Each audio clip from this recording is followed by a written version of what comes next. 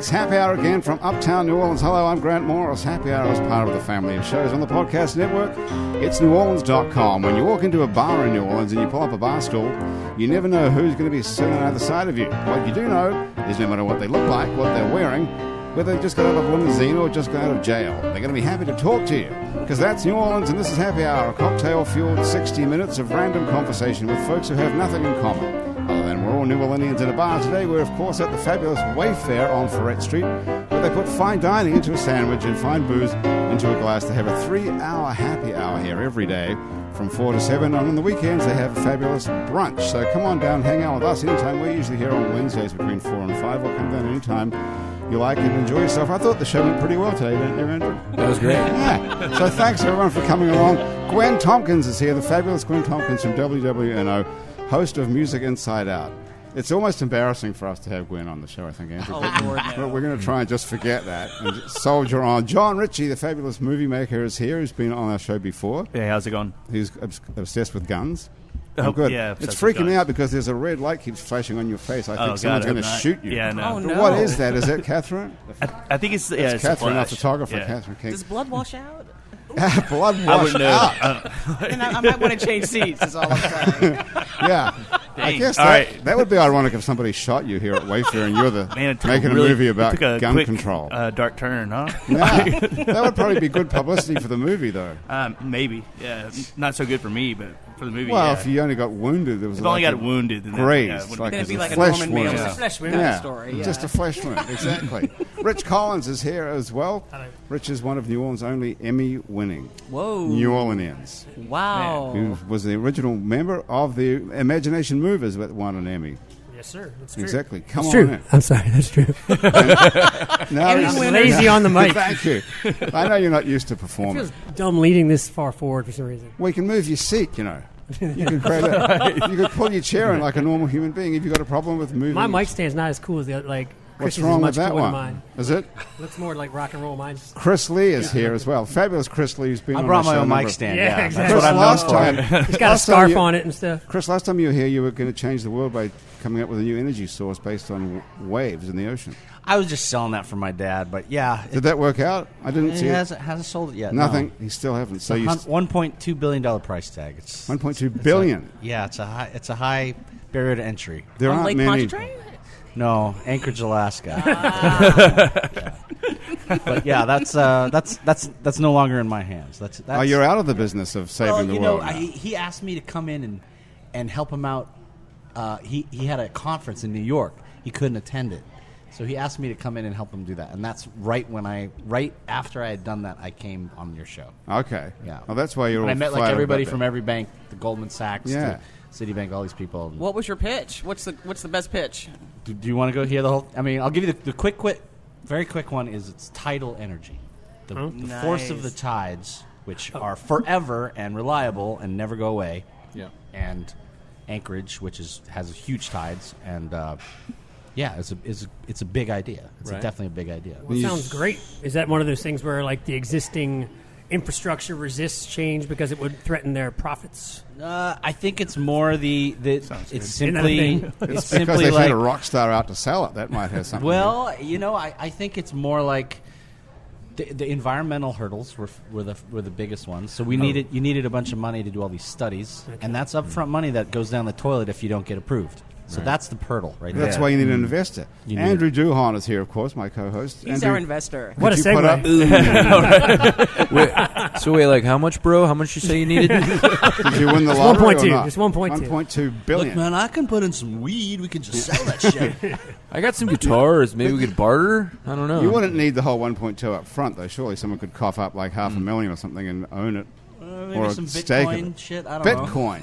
Bitcoin. Now, that's a good idea. Not Isn't bad. Not bad. What happened to Bitcoin? What about the 1.1 million in Xanax that were bought and sold with Bitcoin? You guys read about that? No. I did No. not read about Yeah. that. Who Yeah. received the Xanax? It was on the North Shore. It's here. Somebody got What? Oh busted. yeah, Really? the Yeah, Xanax yeah. bust. That was a Bitcoin And, bust. and that was Bitcoin is what led them to these guys, I think. Something like They that. bought $1 billion worth of No, Xanax. $1 million. $1 million but still, worth of that's a Xanax. lot of I Xanax. thought That's the a big idea of change Bitcoin in was that you wouldn't get continent. led to. Yeah. I thought so too. Huh. So the fact that it's in the news means Andrew looks maybe nervous. not so reliable. I'm not sure what the thing with Bitcoin is. Why does I'm the outta here. person who invented Bitcoin not want to be known? John, do you know anything about that? I really don't, but I imagine I have Make it no up. idea. I have no idea why they wouldn't. I don't either. Do you know, Yeah. Gwen? What? I don't Why, know. why is it supposed why would to be? the person who made mood rings want to be known? Perfect answer, by Or the a way. pet Okay. rock. I think there's money in all those things, but I didn't know Bitcoin is not illegal, is it? They're talking about using it like for American Express and the stock exchange. and It's everything. true. So There's a why lot of why is talk. it a secret? Well, I mean, I think there's a lot of talk, and there's a lot of talk about a lot of things that never actually happen. And, Bitcoin, it captures the imagination because it's a mysterious currency. And we all know about mysterious currencies. I have a few in my pocket right now. What do you got on you? I'm not saying. How much you carry around? What sort of cash you got on you right now? Cash. Yeah. I don't know, maybe 45 cents? 45 cents. Yeah. What do you pay with? The debit card? Yes, I do. See, I was reading this bio about you. I mean, I've heard you on the radio since you've got back. Mm-hmm. And then before that, you used to be reporting for NPR from Africa. Yeah, that's true. I used to carry huge amounts of money, to be honest with you, when I was Really? in Africa. You Yeah, did? Because first of all, there are very few ATM machines in Congo or in Sudan.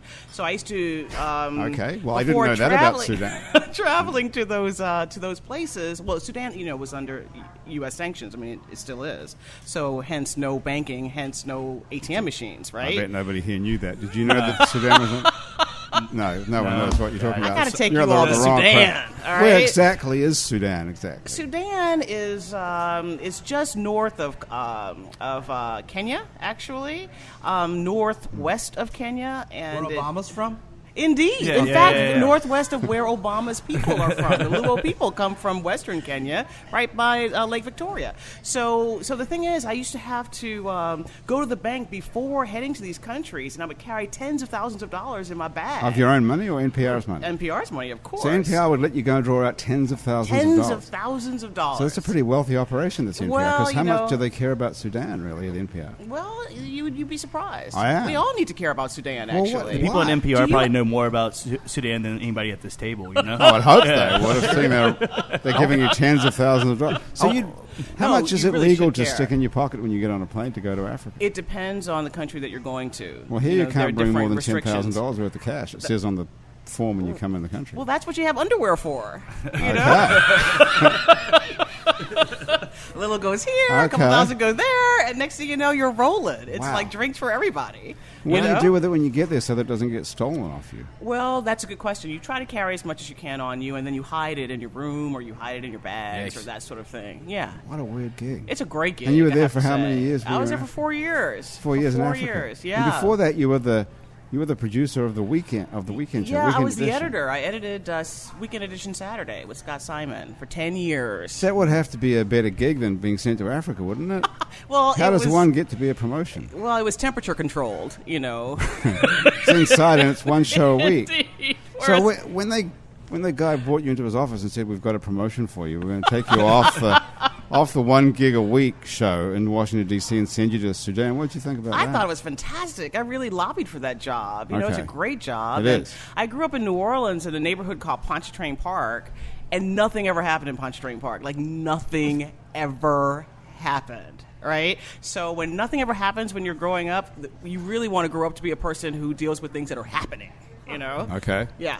Adventure. Indeed. Did anything ever happen to you, John, when you grew up? Did anything ever happen? Yeah, to me? where did you grow up at? Okay. So I grew up. I was born in Monroe, but I grew up in Shreveport, and Wow, right there. Yeah. That's not right. What would you like to know about? Are you only Shreveport? blonde guy from Shreveport with dreadlocks? Oh God, probably the only one with dreadlocks, but I'm definitely not the only blonde-haired guy from Shreveport. There's So you're from Shreveport, not Monroe, really? well, I was born in Monroe, But that then, doesn't- yeah, okay. yeah. Fun Then road. I moved there Right. on my own when I moved to Shreveport on my own when I was 2, and then stayed there for like my formative high school years, and then I Right. got out. It's like a Mark Twain story. Yeah. John, I have an important question for you. Yeah. Being a Shreveport Tonian. kid, were you a Cowboys fan or a Saints fan? You know, growing up, like I played football, but I really didn't like watching football. Okay. So, Safe like as answer. far as Did you play with your eyes What a closed, or how did that sidestep. work? I know. You totally dodged that question. Totally. Town is That was Cowboys. pretty Are you in nimble. politics? I will say this though, it's like as far as family members that did like football, like my uncle Patrick was a diehard Saints fan, Okay. and So I guess that kind of gives me a Yeah, pass, for right? sure. Yeah, okay. yeah. All right. You come fair from Saints enough. people. All right, good. Why is that halfway between Shreveport's Dallas and- Shreveport- yeah. It's basically Dallas country. Yeah, Although no, it's it's like changed in the last little few years, Dallas. Yeah, it's like an uh, exurb. Yeah, so like the way that like Beaumont is more like Louisiana than Right. than Texas, Shreveport's more like Texas than Louisiana. Okay. Like, So- I think if they could vote, they would just become part of Texas. It always seems dismal to me, Shreveport, whenever I've been there. I'm gonna get in trouble, but like as far as like, And it's, so you what's know, your it's point? Take his it's bait, not- John. no, there's What's it like living there? Is there anything to do? Like Gwen was bored out of her mind in Pontchartrain Park, and that's in New Orleans. You can go to Strawn's. there's Strawn's. Strawn's like one of the best places to get pie in the world. Pie? Icebox pie. Yeah. How much pie can you eat? I don't know. I mean, maybe like you can eat like 1 or 2 pieces. Like as far as the depends, like Thanksgiving, I would say you could eat up to 3 pieces, maybe. You know, but What like, do you as do with far the other as- 23 hours of the day? Okay. Oh, jeez. We you know what? There's a Right, no. exactly. You do not root for the Cowboys. You end up. I don't know. There was you know, it was like suburbs. So you did a lot of like what you imagine suburb kids do. You know, Heroin? A lot of heroin. Yeah. A lot Wow. of no. Like Are you cooking meth over there, or You know what? I imagine that there probably is a lot of meth cooked. I wonder if there. Tony Sacheries goes into that, or is that like a Southern a spicy, Louisiana like thing? a Cajun Cajun That's what I'm meth. A thinking. Cajun meth. Like, I think a considering- that might be a mesquite name. meth. That's Yeah, probably you're a name onto for like a something. good band, right? Mix it up. Maybe slap your mama, just considering the domestic violence. That often comes with the drug use. I think instead. Right, yeah. No, Shreveport's not a bad place. I mean, it's up and coming. I think it's been up and coming. It's an up-and-coming little town, Shreveport. Yeah, well, it's really. not that It's got a small. It's casino. about 300,000 people. Yeah, it's big Oh, town. wow. Yeah. Yeah. They're serious. So, over there. Okay. Yeah, it's but it's But did anything ever happen to you? Did you leave there looking for excitement, like Gwen left here looking for excitement? Oh well, like join the circus? No, I mean, I moved away for college, and then I went to North Carolina for a little bit, and then I came back to Louisiana, and then I moved down here and to finish up school. And then you stayed and here. I liked it so much, I Right, just stayed. right. Yeah, Despite So- the violence. Yeah, well, and yeah. Well, let's get on to that in a minute. All Hey, right. listen. What do we've got so much music to get through. So, Rich, you have a new album. It's just I do. out. It's called Really? Golden Pick. Yes. Is I it a listened to the solo? whole thing right through. Is it solo? A solo album? Yes, ma'am. Sweet. Gwen, you're supposed to know. You're the expert on New Orleans music. Yeah, but I'm not clairvoyant. I mean, I gotta learn new I'm not somewhere. doing a good enough marketing job. It's just out. Like it officially was on iTunes and Spotify on the 15th, which was that Friday? Oh, who knows what This day that past was Friday. now. That's Yeah. amazing. 2000. So if you listen to the show, this is what year is it? 2016. 2016. People listen to these shows all kind of times. Oh, gotcha. Yeah, so it just January came- of 2016. just came out January Golden Pick, 2016. right. It's called Golden Pick. I listened to the whole thing right through. You did? Yes. I was very surprised. This is a step up, this album. This is a completely different thing than you've ever done before. Thank you. Yes. Don't you think? Yeah. When I was pitching, I'm pitching for to get jobs at festivals. Like I was. Hey, are you talking to- playing at Jazz Fest? Well, I'm playing with Jazz Fest with my The other Imagination gig. Movers. Right, but Can you tell those guys to get food poisoning and you could just do that? Oh, wouldn't that be great? Yeah. No, Gwen. Well, we didn't say anything can't about wish. dying. Okay. Just for a day. Oh, I thought you meant the Red Hot Chili Peppers. Oh, yeah. Sing. But anyway, no. But where's the Imagination Movers? Do you play on the kids? No, sir. We play. You're on the big on stage. the Acura stage or the What? Chantilly stage. That's yeah. so Wow. cool. It's been a tradition That's for wild. maybe 10 years. Yeah. Yeah. Okay. They're serious business. It's fun Yeah. 'cause it's it's a big fun. I rock got a show. question. Yes, sir. What's it like playing with Kyle?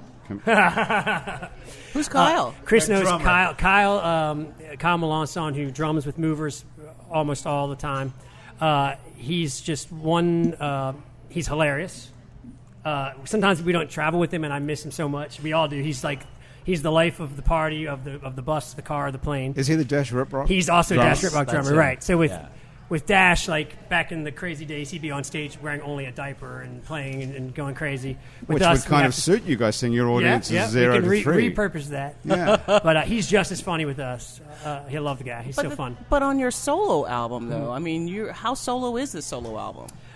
This one was very solo. So I basically spent the last 2 years writing song after song after song and recording a lot of them, throwing away the ones that weren't up to par, and I wound up with these 10 songs that I feel really good about. Basically, I played everything on the record, except for I have some great female vocals from a couple of awesome singers here in town. and then a member of the band, the Revivalists. Sure. A guy named Ed Williams came and played some awesome pedal steel. So anyway, so it's mostly me with a few nice bits of seasoning. I would thought the whole thing sounded like it has a kind of an, forgive me if this is wrong, but sort of an islandy vibe. Well, Like a Pacific or Caribbean, or is it just me? No, well, the first song is sort of in that vein. But I thought would the say whole it's thing as has islandy a as, sort say, of- a Paul Simon record would be. That's I how thought authentic it might be. It reminded me of, you remember when Sting put out that album Dream of the Blue Turtles? Yes. It reminds me of that album. Yeah. Well, that's Oh, that's a compliment. yeah. I think that's That's right. a great record. I think this is a great record you put out here. I I'm think, really excited about yeah. it. I Very think proud. it's quite a change. You want to play us something off of it? I will. Not that, I mean, I say it's quite a change. I don't mean the last one wasn't great either, but this is a whole different sound for you. Even Yeah, the- we heard what you said. You know, Grant. We heard what you said. We Thanks can for not interpret. mentioning that. Yeah. And this is a different I feel the same guitar way. as well. I feel the same way. I'm very proud of it. Okay, should we get you set up with a bit of... Yeah, let's see. I'll just start jamming. You figure that out. So this song is called Golden Pig.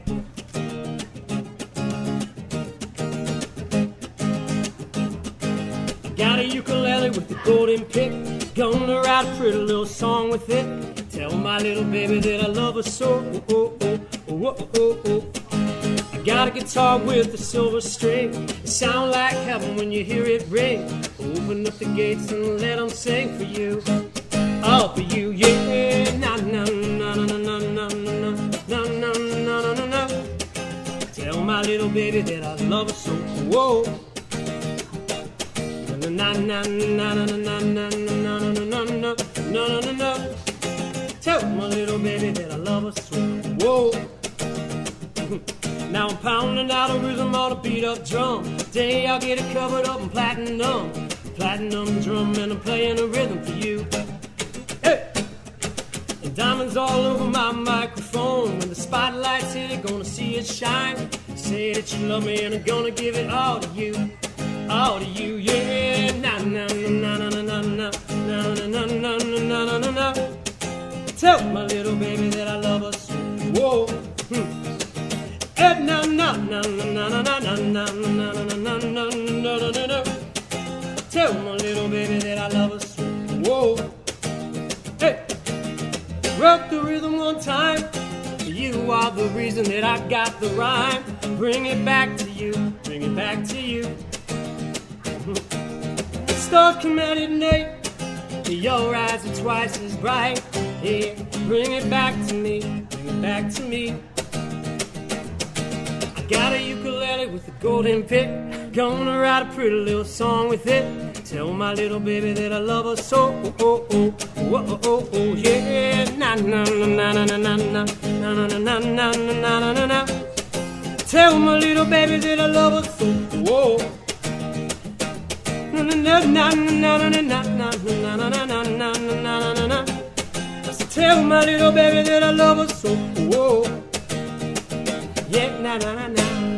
Whoa! Thank you. Rich,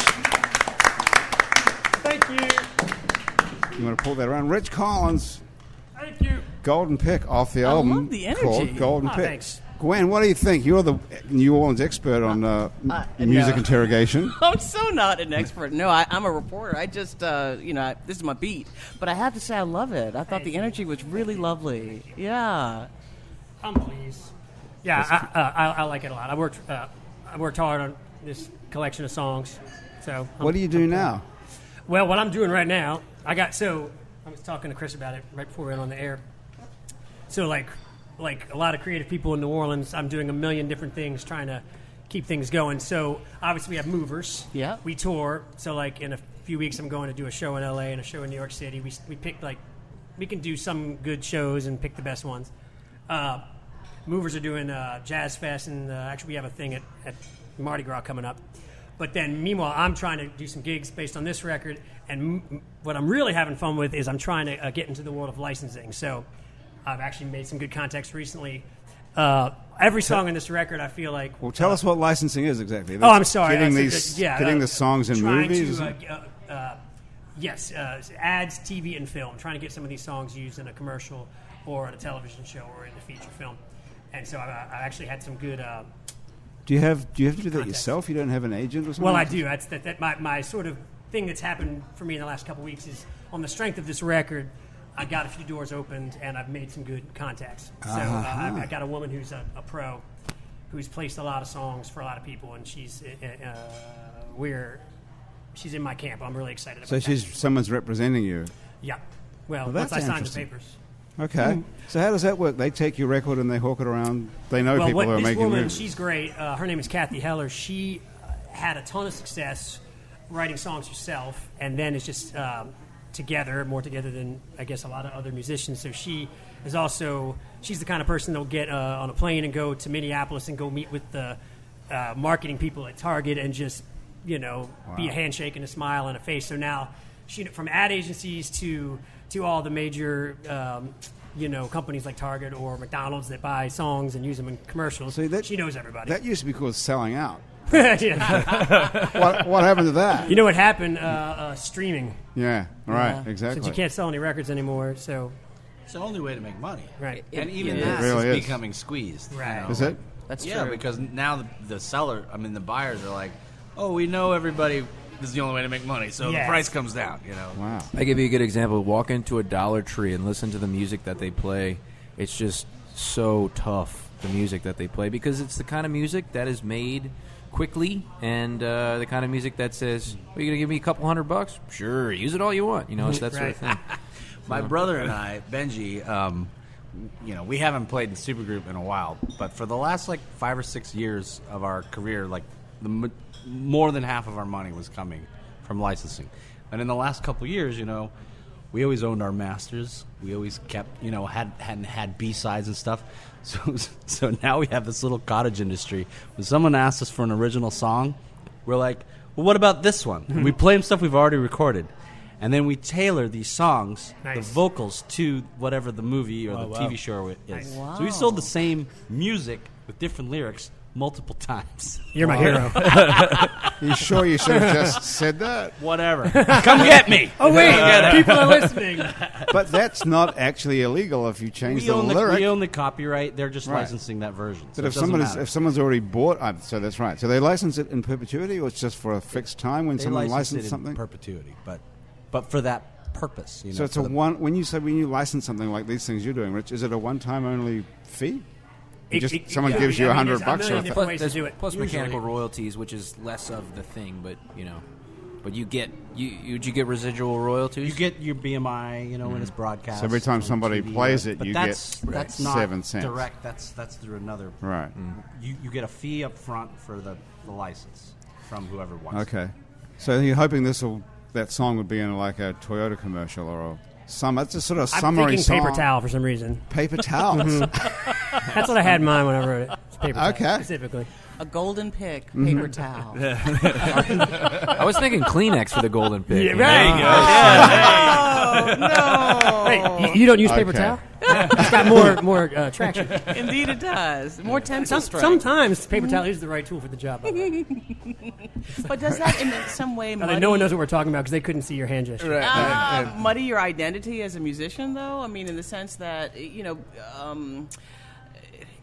well, for one thing, most people tend to pigeonhole musicians, and you think that the musician only can do one kind of music, when in fact that person can do lots of different kinds of music.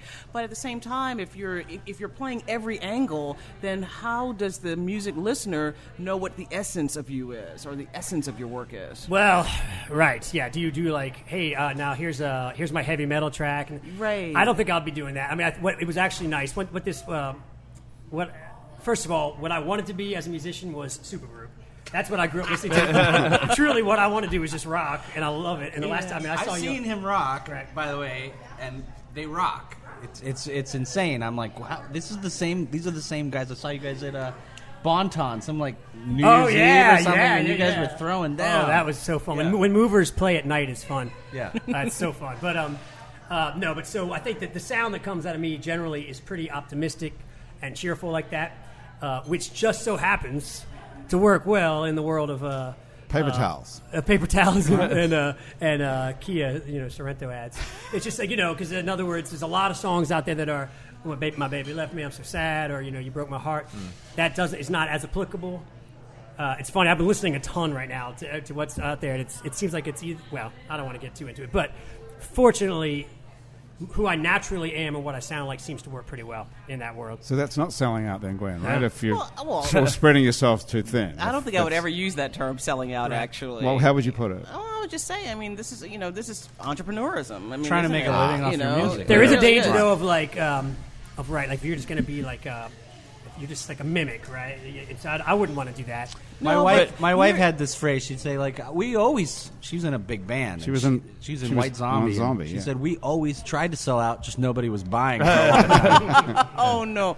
Well, years ago, I'm I sure remember they got some tracks licensed there. when I was in Washington, I was in NPR, and we had a person on our staff who booked a guest, and then she left. The staff member left NPR, and so one day I looked at the schedule and I say, "Oh, we're interviewing somebody. Who's this guy?" And it turned out that he was the guy who did The Heartbeat of America. That's today's Chevrolet. That was his thing. Yeah. But that's all we knew about him when he walked into the studio, and so we didn't know like if he had other interests, if he sang other types of songs. You know, that was He's his the Heartbeat of calling America. card. Did you- He was the Heartbeat of America. Did you ask like leading questions? We trying totally to figure did. out, like being like, Right.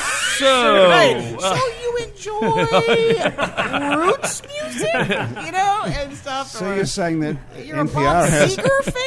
NPR has a shittier research department. Well, it was Then just happy bad hour.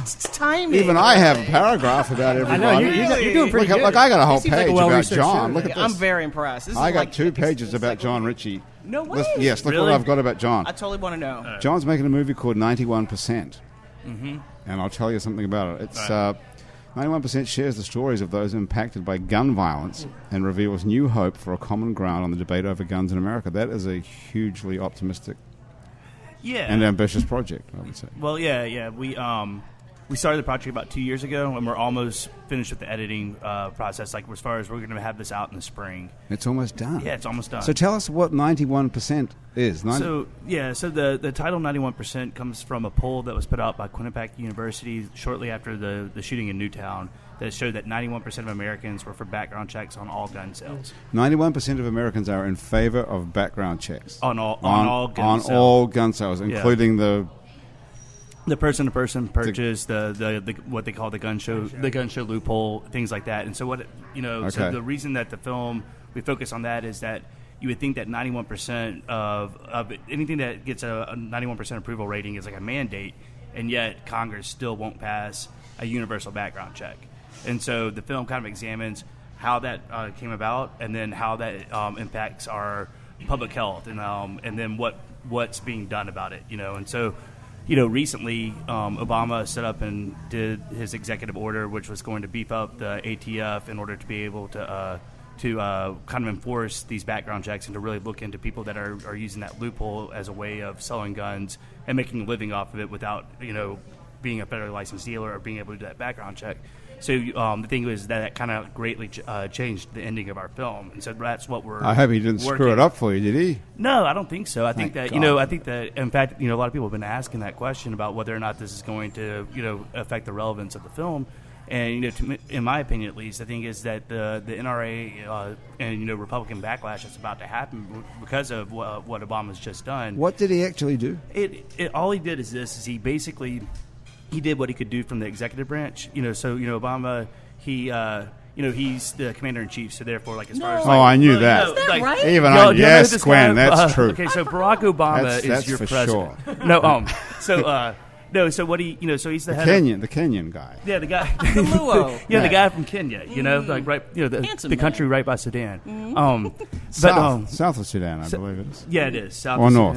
Sudan. It's very near South Sudan. It is okay. All right. I almost By remember very that. near, All we right. mean several hundred miles. Right, okay. So All right. what did he do? What does this executive order actually do? What it does is that it does what he can do from the position of president. So he can't change. Well, what is it? Well, he can't change the law. Like as far as he can't. Okay, so what is it? More What strict has he done? Okay, give me a second. I'm getting there. I haven't got all that right? kind of Jeez. time. Okay, so Greg gets carried away. He's got all right. So what he's done is this: is he's beefing up the ATF. He's putting more funding into the ATF so that they can hire more agents, so that they can do more. They can examine, like as far as who out of gun sellers, like as far as people that are hiding underneath this person-to-person guns, like, okay, so you know what a person-to-person gun sale is? Like, if I were to sell you a gun, right, that's a person-to-person gun sale. Right, and that's sort of just the American way that I can sell you whatever I want. Yeah, right? and I don't have to have the government approval to sell you this microphone or my gun. Right, and the reason that they have that loophole, or the original reason for it, was so that, like, as far as that you could pass on firearms to family members. You know, I mean, be it whatever you think about that, doesn't matter. That's the reason it was there. Right. And so what happens is that there's people that say that I'm doing that, like I'm a private collector, that I'm a hobbyist, right, and that I'm just selling guns to friends and family. But what they're doing in reality is that they're making thousands and thousands of dollars off of selling firearms without to people that know that they would not pass a background check. So that's why it's called a loophole. That's the loophole. Right. Yeah. Okay. So by empowering the ATF to actually be able to look into these people and to say, okay, for instance, like if you're not a federally licensed dealer, but you're making $100,000 a year selling firearms, then I know that you're doing this in a way that you're not doing just person to person sales. And so that's what one of his executive actions does. The other is that it puts more money into mental health. Can I just ask you a question? Yeah. Does it tighten up that loophole of the private sale, or does it only give the ATF more people to look into it? Well, so that goes back to the whole thing. The thing is that he can't do anything to close that loophole. So it doesn't change it really. Well, what it does is it makes it to where people that are taking advantage of that loophole, that they kind of been put on notice and that they need to watch themselves. But the thing is that it doesn't necessarily change that law, and so. Congress is the only one that can do that, and so the only way that we can do that is by putting pressure on Congress. Okay, so tell us this then: what actually is a background check? A background check, basically, whenever you go into a federally licensed dealer gun shop, which would be like your Walmarts, your sporting goods stores, your Academy Sports, things like that, you'll go in there and you'll fill out this form, and then what they'll do is they call the FBI. What does the form ask you? It just asks if you're a convicted felon, if you have a history of mental illness. They don't ask that on the form. What they do is this: they ask for your name, your age, and your social security number. And so then you call the FBI. FBI runs it through a system to see whether or not you've ever been convicted of a felony, or if you've ever had like serious mental issues, or if you're ever old enough, like which would be 18 for long guns and 21 for pistols, like as far as like in most states, and that you're also a citizen. And so the thing is that it takes typically anywhere between, it can take up to 3 days, but it usually takes no more than 30 minutes. So it's this mild inconvenience. There's no record being kept of like what gun you bought. The only person that's keeping a record is the federally licensed gun dealer. So okay, but how effective is this, though? Well, whenever it's implemented, like as far as like it's across the board, it's been proven that it's very effective. Like as far as like back in the 90s, California did it for their entire state, and you saw gun violence go down about 50%. So it does work. It does work. I would think that if I'm pissed off and I want to shoot you, and I go into a firearms store like Dick's Sporting Goods or something, and I fill out that form, there's no record of me being crazy. I don't have a history of mental illness. I haven't been convicted of anything, but I could still get a gun in 30 minutes and so come the shoot thing you. you're too pissed off to wait 30 minutes, dude. Well, it's also another thing. is that then obviously the thing is that you haven't had some of what they would call clear indicators that you're somebody that's capable of gun violence. But so the people who shoot up these terrible things that you see that happen constantly, shoot up all these kids you were talking about in Connecticut, or the guy in California that shot up the people at his work, do they have histories of mental illness, or are they just nuts? No. So like as far as like the deal with the shootings, like as far as these mass shootings, and one of the things that people will say is that with mass shootings that none of these would have been avoided with a background check, and most of the time that is true. But the thing is that most shootings in the United States aren't mass shootings. Most shootings in the United States are what happens in your day-to-day, especially in places like New Orleans, where the reality is this, is that part of the reason why we have so many shootings in New Orleans or cities like ours is because there's an easy access to guns. That like if you're anybody that wants to get a gun, you can get a gun basically by taking advantage of that loophole. And also in turn, too, is that if you're somebody that doesn't care whether or not convicted felons or people with histories of violence and all that you don't care whether or not you're providing guns to people, then there's no repercussion right now. So that's where a large part of the problem lies. Would this work in New Orleans, though? These guys who are shooting each other on the street, who know each other, and they're arguing about something, whatever it is, and then one guy pulls the other gun and shoots the other guy. Would this background check system stop that kind of violence? It would greatly reduce it. It would. It would, yeah. And also, I mean, part of the reasons I believe, and this is my second film about gun violence. First one was about gun violence here in New Orleans, and one of the things I absolutely believe is that part of the reason why there's so much gun violence in New Orleans is because there's such an easy access to firearms. We're an armed society here, and this is what it looks like. So, I think it would reduce it. Who here at the table has a gun? I'm curious. I do. One? You have a That's gun? it? The one guy who's doing the documentary on violence owns a gun. What on that? I wouldn't have guessed that. Would not have I got a guessed couple that. of bricks in Didn't my see backyard. that coming. Do you have a gun, Gwen? No. Have you ever thought about buying one? No. Never crossed your mind? No, Ever? I have a terrible temper. I wouldn't want a gun. wow, okay. I tried to buy a gun, but they made me wait, and I walked out. Just screw that. Yeah. They made me like Horrible try to service. write my name down on something, and I was like, screw this. Rich, do you I have... don't sign for nobody. I yelped them on the way out. I It just took have a, way I just too have a bunch long. of guitars. Exactly. Have you ever thought about buying a gun? No. Never crossed your mind? No. Andrew, ever crossed your mind? Absolutely. Me too. Yeah. Sure, thought about it. I Somebody thought, got held I up thought on my about- street. I've had two Yeah. people held up on my street. Both times I thought, fuck this, I'm going to buy a Right. gun. So, all But I didn't actually get one So there's yet. a scenario, right? There's a scenario wherein, that one time when I was in my room and I was sitting there and I heard something and I thought, oh, that's interesting. Somebody lighting a firecracker nearby. No, wait, not anywhere close to the holiday season. That's not what that was. And then one, probably, 45 seconds later. So two in a fairly calculated interval. And I thought, that's more concerning than two in succession and then nothing else. So then I started to think, what if somebody broke in here? Like, what would I do? And, if I had a gun, then I would think, okay, well, I know exactly what I would do. I'd grab my gun and I'd wait. But that's such a scenario that, What are the that's chances? not going to What are the happen. chances you're going to outdraw somebody? You know what or I do have? outshoot I have a somebody? That only recurve happens bow. in movies. Yeah. I have a recurve bow, and it's go. kind of awesome. I have much it because sicker my and buddy weirder. Miles had one, and I thought it was awesome, so I bought No. one on a whim. I'm just going to string up that recurve bow, put an arrow in it, and I'll just stand at the door. I'll put an arrow through that guy if I need to. There you I think it's more intimidating, Yeah, as far as psychologically, Like, right? when he breaks in the door and there's another door, I have a recurve bow. He doesn't even know what that is. Please define. Words, Yeah. Yeah. Oh boy, no, I don't know. I mean, it took me a long time to figure out, to really get, chopsticks. I honestly feel as if under pressure, Okay. and gun use is usually done under pressure. Yeah. That I would be able to, to successfully, operate this weapon, Right. and and the chances of hurting somebody else or myself are far too great. Yeah. So why trouble in this way? The only reason I even considered it is because I live with one roommate in Grant.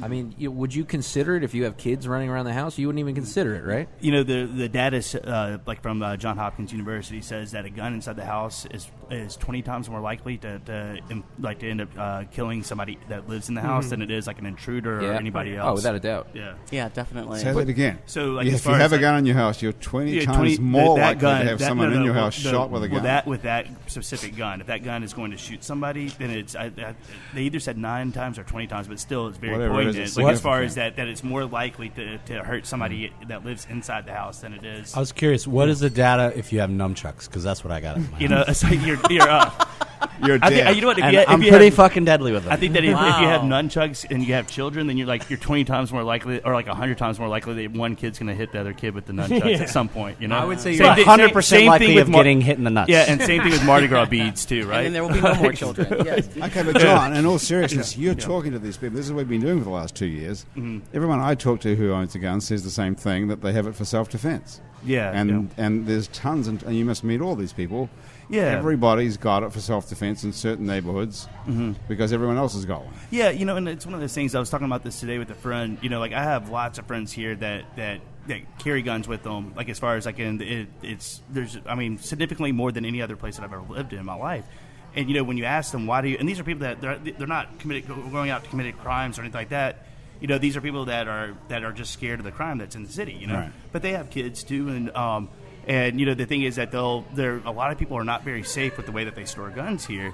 And it just goes back to this whole idea that as far as there's easy access to guns, and so that I think at the end of the day, there's like when you're not very careful with guns, they're going to end up being picked up by somebody that shouldn't use it, like a kid, or that you're going to accidentally shoot somebody. I mean, there's lots of different reasons. I was in my backyard recently, and my neighbor, who's a friend of mine, I mean, it's the middle of the day, saw somebody moving stuff around in the backyard, and we've had several conversations about his use of guns, stuff like that. He has the gun out as I'm walking out of the backyard, and I'm like, "What are you doing?" And he's like, "Well, I just saw somebody, messing around in the garage. I thought that somebody was trying to steal stuff. I'm just like protecting ourselves, our stuff, your stuff too." And I'm thinking to myself, look, man, first of all, don't worry about me, and then secondly, like as far as like you would really even think about, like as far as like like shooting somebody over like a lawnmower or something like that. What the hell are you doing? What's going through your mind at this moment? I just think that people that here that they talk about, they carry guns because they fear that they fear for their lives, they fear for their families' lives, and they want to protect themselves. But what they don't ever take into account is that that's just another gun that's in a place that already has too many guns to start off with, know, and it just. I'm terrified to say anything right now. I've never been on a documented broadcast involving a topic this politicized or dangerous to touch. Yeah, because I've actually got strong feelings, but there's no way I'm saying it on this microphone right now. Yeah. Oh my, that's really unfortunate. I feel the same. I feel the same way all the time, and one of my New Year's resolutions is like I'm not going to feel that way anymore. You're going to put it out there. What you think. What I was going to say that I really was. I was hiding that urge, which was like, that must be a hell of a lawnmower. I know, right? Right. Like, Really holding inside. Well, John, really, you're doing this all the time. Is there any hope in hell that anything's ever going to change? I think so. I mean, you're trying to change things. That's what you're doing this for, right? Yeah, I mean, like as far as like, I'll tell you this. When I first started this documentary, one of the things that I thought that I needed to do was convince people that this was a worthwhile topic to be discussed. That people needed to understand that there was this flaw in our background check system, and then like a year later or 2 years later after starting this whole thing. Unfortunately, that's something that people. I don't need to educate people about it. It's like people who are aware of this. I think that it will change, and I think that it's going to I think that that's what happens is that we always feel like things aren't going to change, and then all of a sudden you get movement on something, and then it will change. And I think, not to pat myself on the back, but I do think that like documentaries like mine will actually help push these ideas forward. I have a good idea for changing the whole gun control thing. Do you think this will work? This is my idea. That first of all, you have to do away with the Second Amendment completely, so that's going to be difficult. But guns have to be completely illegal, totally illegal. This is overnight, okay? And anybody who's got a gun, there's no court case, there's no charge, nothing. You're shot in the head with your own gun. That's you know what? Like as far as like, I know you're kidding, but the I'm thing not. But that's my platform. Really? Well, I mean, I'm running on that. I will tell you this though, like as far as like for better for worse, whatever it is that you believe about guns, I do think that you're talking about will something never happen? I don't ever see the Second Amendment going away, like for better or for worse. I think but let me ask you this. I mean, recently there's been all sorts of news about or stories about Australia and how Australia has dealt with the gun issue. And I mean, this is the Australian culture is not that far different from the American culture. The Australian culture is not that far different from the American culture. And so I'm wondering, how did they, how did they succeed? So they had a mass shooting that was pretty heinous, like similar to our Sandy Hook and Newtown, and they just basically they said enough, and they passed legislation that said that we're going to take all the guns out of the private sector, and they gave it a year's time in order to be able to do it. And so you're not allowed to own a gun. You know what? Like honestly, like as far as like, I'm not 100% sure what that law is, but I know that what they did. Research I'm fairly certain that you can own a rifle. You can own like, for hunting rifles, but they take out firearms and assault rifles and things like that. So you could shoot a kangaroo. Yeah, and so what happened was this: is that of course there was a lot of grumble about it, but you know what? The thing is that they've had very few similar shootings since then, right. And but like I said, once again. The thing is that the NRA uses this idea that what Obama's trying to do, and as far as like people that are on the gun violence prevention movement, what they're trying to do is they're trying to slowly take away that Second Amendment right, and that's why I say do it overnight. Just the thing cancel is, it. You know what the thing is that I honestly think that that part of the reason why people are so they get so kind of emotional or so kind of standoffish about it is because it is a part of like the fabric of our history, for better or for worse. I'm not saying that I just think that it's not going to be taken off the table. Would it make things safer? Obviously, but the thing is that with that being said, that we're not going to ever necessarily get rid of guns. The thing is that what we can do is we can do a better job of regulating them, and we can be smart about this. And that's what my film's trying to say. Right. Well, that sounds like common sense, doesn't it? Yeah, it's true. But the gun lobby, they constantly try to link this this idea of the history of the Second Amendment to the idea of Americans who are fighting the British, during the American Revolution. When in fact, really, this legislation came about in large part because of slave patrols. That's right. That's right. These are slave patrols essentially that had, that demanded the right to be able to carry guns in order to, to pacify and to frighten the slave population. That's where the Second Amendment came from. Yes, in the United States. Yeah. Okay. So this is where the history is, and so what's so fascinating is how cynical the gun lobby has been in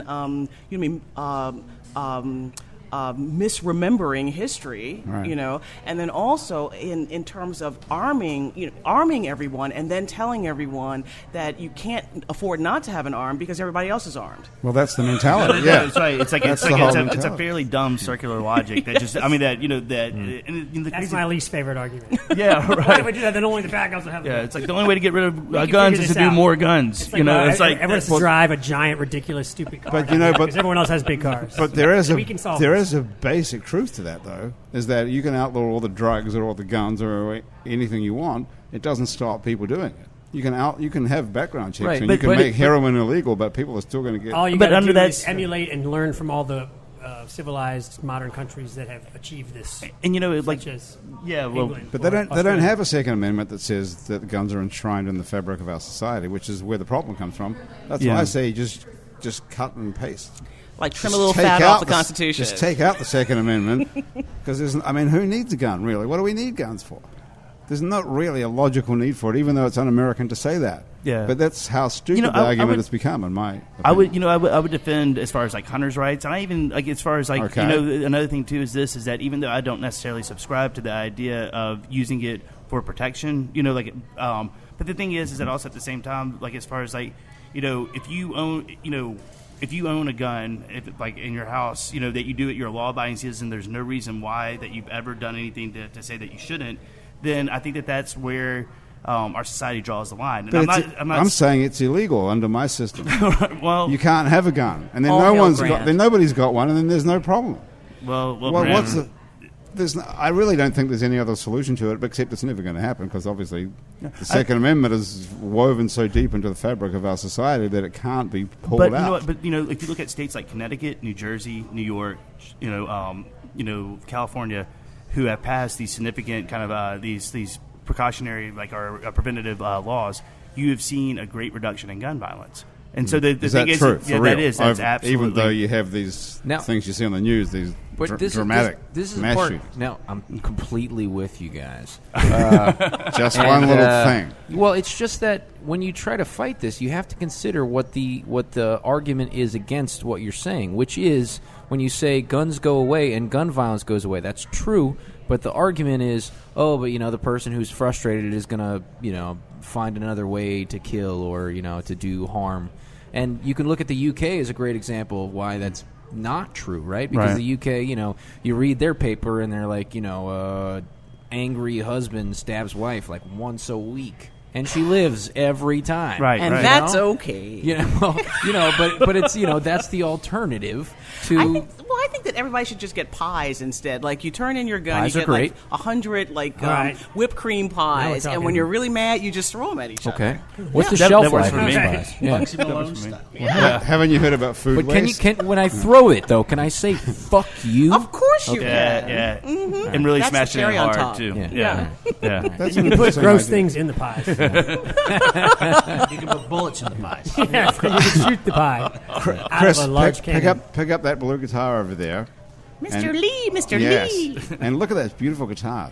It's not really even fabulous. blue. It's like Everyone likes your turquoise. guitar What the color best. is that? It's like an old Pale Cadillac, blue. maybe. Huh? Yeah, it's beautiful. Mm-hmm. Yeah, it's Can you play something sensitive behind me while I read these messages? Sure. Okay, something, I don't know, jazzy You want it or sad rock. or happy? Oh, happy. Okay. I'm not so good at happy. Sad. Ambivalent. Okay.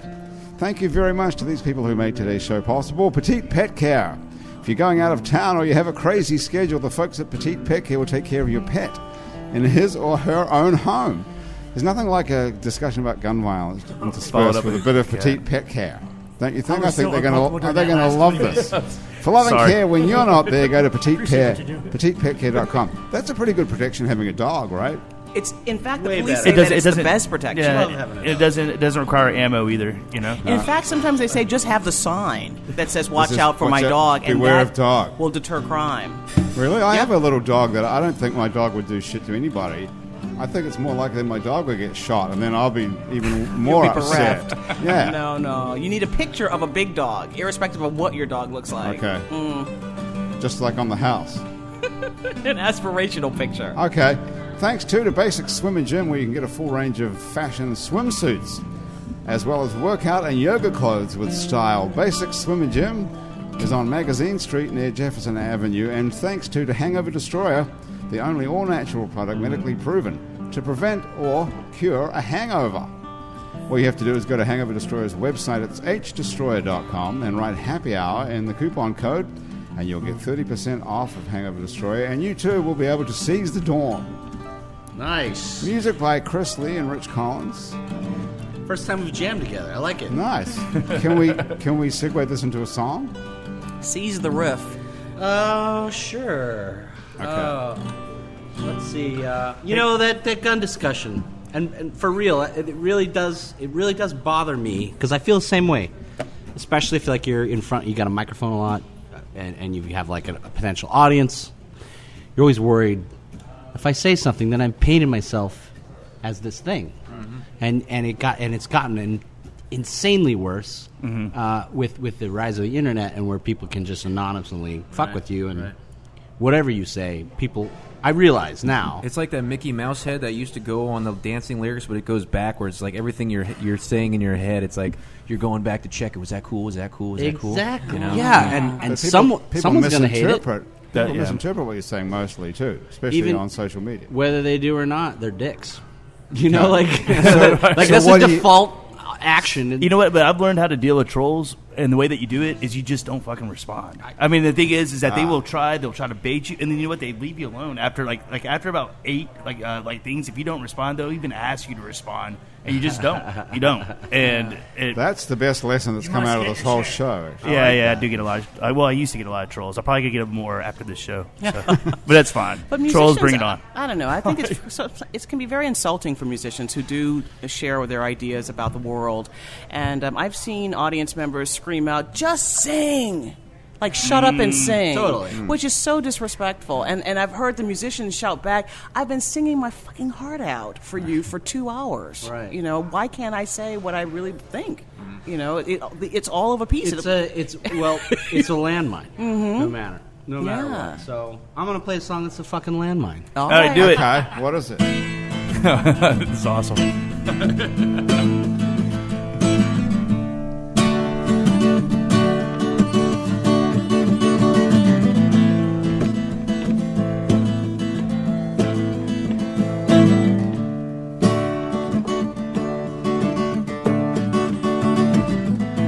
I'm an American, and my freedom isn't free.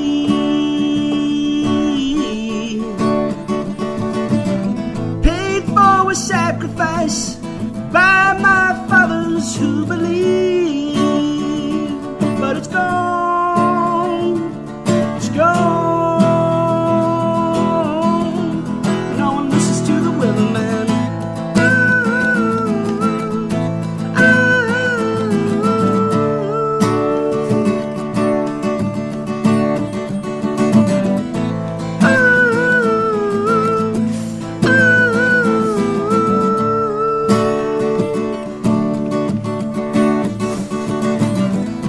Corporations own it. Yeah, my freedom isn't free.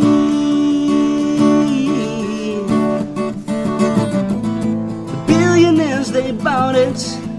Yeah, my freedom isn't free.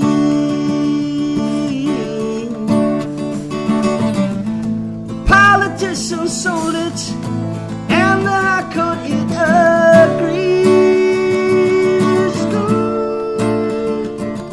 School.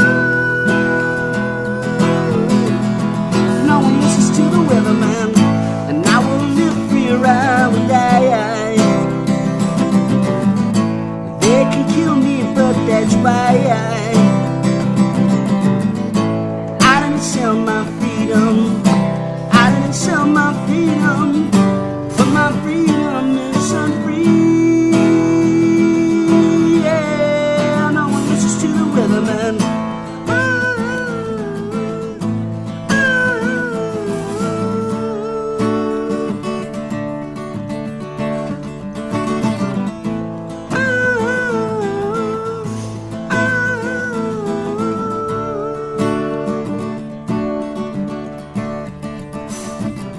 Weatherman says storm ain't coming.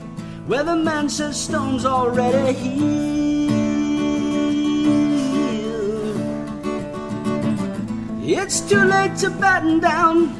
The horses are already gone. Well, they're gone.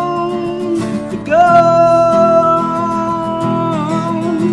No one listens to the weatherman, and I will live free or I will die. They can kill me, but that's why I didn't sell my freedom. I didn't sell my freedom, but my freedom isn't free. Yeah, no one listens to the weatherman.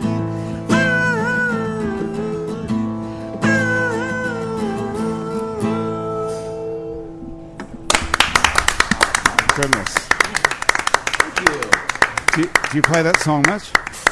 Huh? Do you play that song much? I played it maybe 4 or 5 times. Right. Ever? Wow. Yeah, nice. Are you scared to play that song normally? Sometimes. No, Not yeah. scared, but I think about Hesitant. it. I think about it, for sure. Yeah, right. What's your worst case scenario? It's not the worst case scenario. It's just like, it's that self-censorship thing, which I'm not joking. I'm not doing that anymore. I'm going to say what I think all the time. Man, good for you. People are going to be sick of me. Man, I hate you already. You're doing great, brother. Do you think that you've edited or censored yourself? Well, you know, like if you're in a a dumb, big, loud rock band like me, the last thing people want to hear is like some political view. Right. They're going to be like, "Shut the fuck up and rock my ass," which I fully expect, and I understand that. And if I was in the crowd, if Brian Johnson sang that song, I'd probably do the same thing. But I'm not in that band anymore, right. So this is for me. So, but then you look at a band like U2, and they seem to have always been willing to say exactly what was on their minds, when it comes to political ideas or talking about their heroes. Perhaps too much. Yeah, I was about to say, like, some of those albums, like, you can get long-winded on some of those albums, like, especially if you, like, repeat listens, you can, like, oh, God, here comes the... Yeah, but he sleeps on a mattress made of money, and everybody, you know what I mean? Everybody pretty much respects Bono and The Edge and all those guys, Yeah. Well, then there's Ted Nugent. And then there's Ted Nugent. I don't know what he sleeps on, but or how he sleeps. he sleeps like Duhon with a bow and arrow ready. But he's not scared to say what he thinks. No, he's not. I've played with that guy. Right. Yeah, and it was frightening. It was like a Klan rally. Oh my word! And the best part was he was at the time. This is probably 10 years ago. He was really railing on immigrants and Mexicans. His bass player was a Mexican. Gee. Wow. Not a joke. And I was like, whoa. Really? But He's that's all like, I got a job. but that's the whole racist excuse always. Well, I don't mean him. He's all right. Right. I'm talking about It's the just rest in of general. us. Yeah. I guess. I don't know. I found him very distasteful. But did he shred? He did shred, Talent doesn't belie bad ideas or spouting them, I'm sure the opposite would say that about me, I hope they do. Look at Anita Bryant. People still liked her songs, and yet you don't. Oh my God, how old am I? Right, she's the moral. I'm thinking fast. Wait, Anita Bryant? She was the moral majority. Yes, that's right. She was. I didn't even know she was a singer. I thought she was just some singer, sort of and politician. I think she might have been a beauty queen as well. That wasn't the orange juice lady, was it? Yeah, she was the thinking orange of a juice different- lady. I know the That's orange juice right. lady, yes. And, You're thinking of somebody else. And she Who am I was thinking of? very conservative in She her was views, right, particularly right. about homosexuals. Oh, you know? right. The 80s, that was all happening. Right? Yeah, I remember that. That's it. In yeah. the 80s, people were down on gay people? No, it's mostly in the 70s, actually. I Really? would think in the 70s and maybe the early 80s. But she was, she was quite, loud. Quite loud. Well, then there was what about Tipper Gore? Remember, she was the wife of the She vice sold president. more records than any artist ever with Yeah, that. exactly. Yeah, Yeah, what a right, dummy. right. But the thing is, Tipper Gore wasn't really about, about making people feel badly about themselves. Tipper Gore was mostly about, You're trying to save you know what I the mean? kids. Yeah, like should your kids hear all bad words all the time, and so that's a little bit different from Ted Nugent, for instance, who is like hating on people, or Anita Bryant, who was hating on people. There didn't seem to be a lot of hate with Tipper Gore, just an effort sort of to make but a lot of rules in the industry. self-righteousness that was, I think, rooted. It seemed pretty rooted in politics. Like, this is going to help. But the thing Ow. about, but the thing about, You know what I mean? but the thing about that is we can't get rid of someone like her. She's the first lady or whatever, second lady or whatever she was called. Second You lady. know, whatever that is. My second lady. But Silent guys lady. like you, Chris, or if you want to say what you want, I don't have to buy your record. Not that I'm, anyone's buying your records anymore, or go to your show. If I don't like what you're saying, That's true. I don't have to support you. So why not say what you want and see who comes? Well, I don't know. Logically, that's true, but, You can be marginalized. It's everybody. true. I don't Remember the Dixie Chicks. Thank think, you. I mean, it's Right. it's pretty easy to get. I don't know. What my point is, whether or not that's true, which I think you're right, it results in self-censorship. Yeah, but I think there's a big difference between the Dixie Chicks saying "I hate Bush" or whatever they said, to you writing a song with a political point of view, which is a slightly different and more clever observation. I just I feel it's all an element of this fear that we have to debate anymore, to fear the opposite opinions so much because maybe we don't understand our own opinions. Everybody's so entrenched, too. Yeah, it's right. so It's like so entrenched. polarized. You want to destroy It's the the other internet. side because you don't understand your own side, and you just end up in fear of a differing opinion. This dissent. but also, it's possible that you're wrong. yeah, right. The fear You of being don't have wrong. to hold on Right. to your own opinion that vehemently. Right. Everybody wants to hold on to their own opinion like it's right. Right, but at the same time, it's funny that we spend so much time today talking about the Second Amendment and not much time talking about the First Amendment. What's the just, first one? Just say? practicing it, right? Exactly, and so it's really interesting that that self-censorship, which for any public figure is is part of daily life. Is so strong. Whereas it's very rare to see people actually control their urges to pull out a gun and shoot somebody else. I mean, that's the ultimate self-censorship, don't you think? To refrain from killing. Jesus Christ! I No, know. I don't know about that. By that logic, then the default is you're wrong. Pow.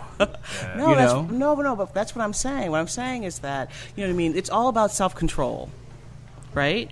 And yet, for those who are so adamantly defending the Second Amendment, there's a subtext of lack of control. I should have the right to have lack of control if I want, Oh, I hear what you're saying. and all. Whereas with the First Amendment, people are putting undue pressure on themselves, not to share their opinions, in large part. Why? Because they're afraid of a different kind of annihilation. I think that when you start talking about as far as people that are supporters of the Second Amendment or against the Second Amendment, as far as that we're not.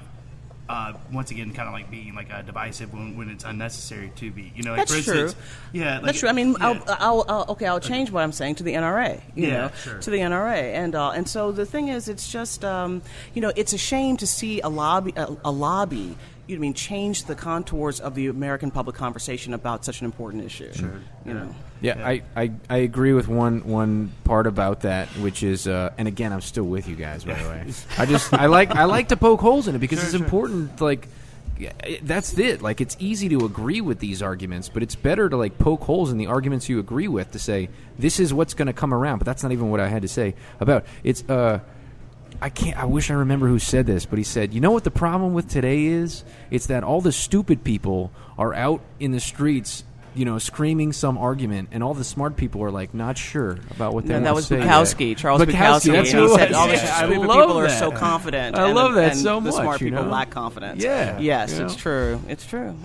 But I think that if we weren't so polarized, that for instance, one of the people that could really help out on this issue, there's a lot of, most gun owners actually want common sense gun laws. Sure. But the thing is that they're the people that are going to be the least likely to actually speak out about it because of going against what's their base. And so the thing is that I think that it would be great if people would feel more encouraged as far as to say, hey, you know what, like I'm a gun owner, but yet at the same time, I still think that there should be common sense gun laws. But the average gun owner doesn't have a base. The average gun holder, owner is just the average gun holder. You know what I mean? Who's not a public figure. True.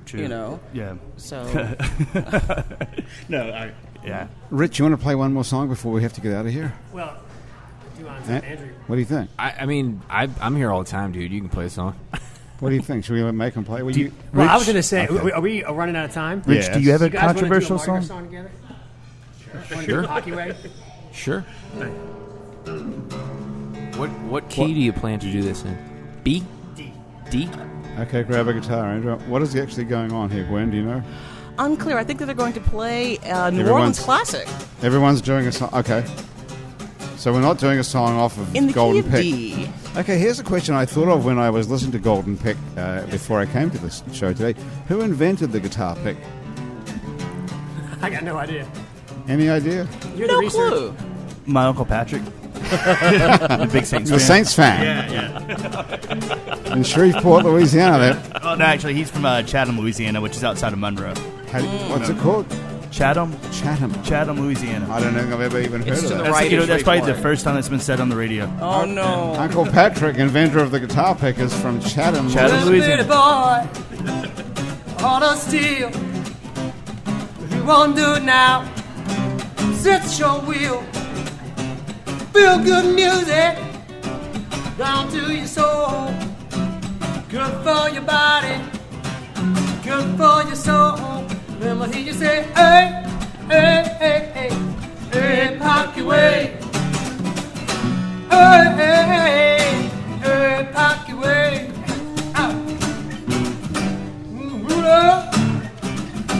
It's great now. Talking about gun laws. They would take a little lead. You dig it.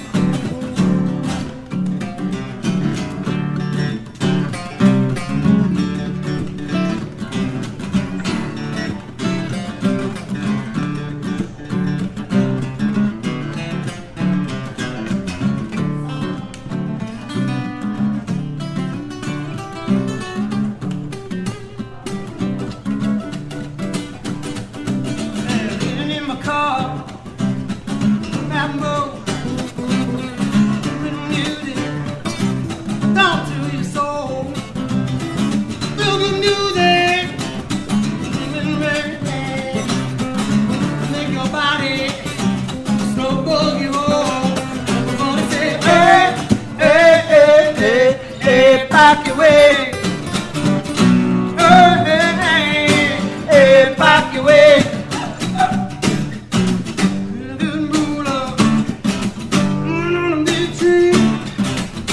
At the Wayfare, ever hear you now? Hey, hey, hey, hey, hey, pop your way. Hey, hey, hey, hey, hey, pop your way. Hey, hey, hey, hey, hey, pop your way. Come on, come on. Hey, hey, hey, hey, pop your way.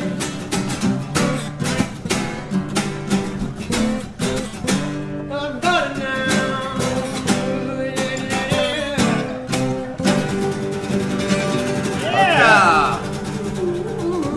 That's happy hour for another week. Thanks so much to Gwen Thompkins, Hi.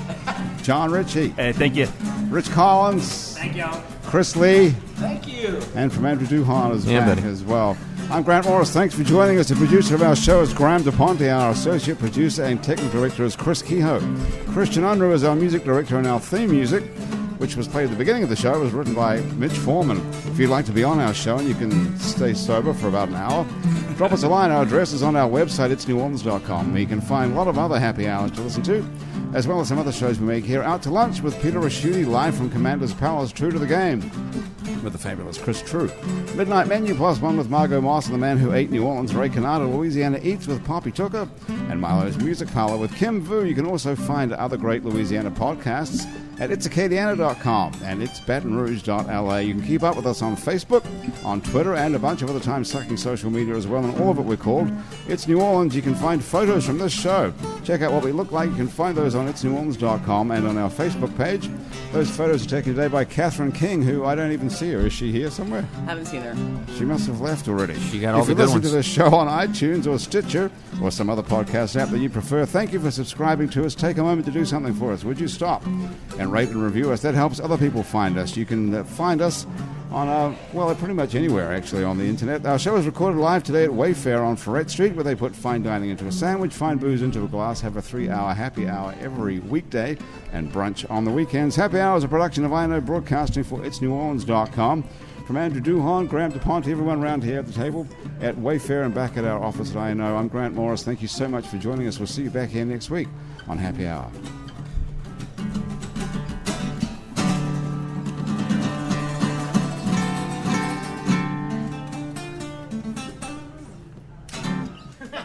Let's be honest, there are tons of ways to send money back home, and every company promises me the same things: good rates and safe transfers. That's why it can be overwhelming to choose a new way to send money. I switched to Remitly because I can track my money every step of the way, which means I know exactly when my mom will get her money. And with their extensive payment network, my mom can receive her money in a way that is more convenient and safe for her. You should check it out. Go to Remitly.com or download their app to get started. Remitly Inc. is a licensed money transmitter by the state of New York, California, Massachusetts, and other states.